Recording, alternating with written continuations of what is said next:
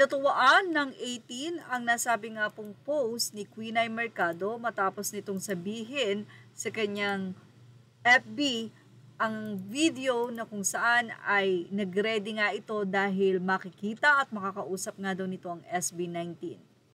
Excited siya dahil sa SB19. But anyway, ilang updates naman sa Fazo, nakakatuwa at nakitang-kita na ang napakarami nga pong tao nitong 3 hours ago na for sure ngayon po ay nag-i-enjoy na sa nasabi nga pong concert anniversary ng SB19 with Francis Liviran.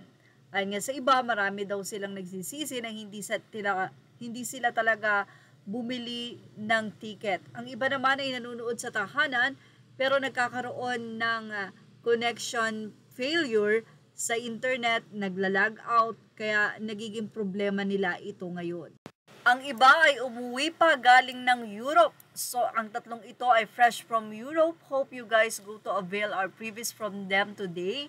7 years with SB19 Fazone mamaya na.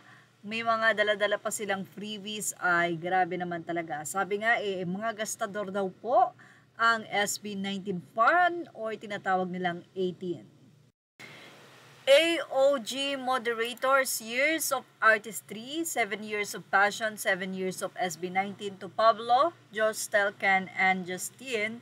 Thank you for your unwavering passion, authenticity, and dedication. You've given us music that moves, lyrics that empower, and performances that remind us to never give up.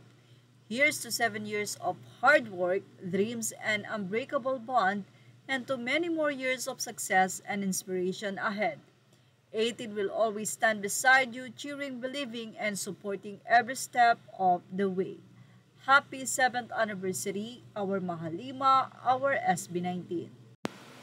At alam nyo ba na may mga Taiwanese fan ng SB19 na umuwi pa ng Pilipinas para manood ng personal ng nasabi nga pong 7th year anniversary ng Mahalima.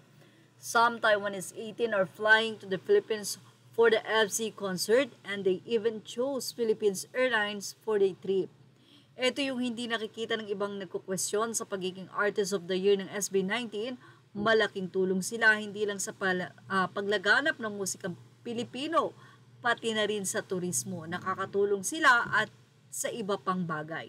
Pati ang mga ini-endorso ng SB19 ay natutulungan katulad ng PAL dahil isa ito sa sponsor nila, dito napili ng Taiwanese fan na lumipad patungong Pilipinas at sumakay ng Philippine Airlines. Sa kanyang caption, sinabi pa ng Taiwanese fan na flying with Philippine Airlines to see the top Filipino boy group SB19. Finally, setting up the weather isn't great, so our flight will probably be delayed, but I just happened to see Philippine Airlines and China Airlines crossing paths. A perfect sign for the beginning of Taiwan-Philippines Cultural Exchange. Official SB19, we're going to your country to meet you guys, flying with Philippine Airlines to see the top Filipino boy group. Now, that's a pretty rock thing to do. For the first time, I'm going with my fangirl friends. Well, 1999 to chase our SB19. I'm not a solid traveler this time. Wow! Samantala, narito naman ang ilang freebies na ay pinamimigay ng mga 18 doon at ilan lang yan sa pwedeng makuha ng mga manunood. Well, yan po ang ating Showbiz Snap update.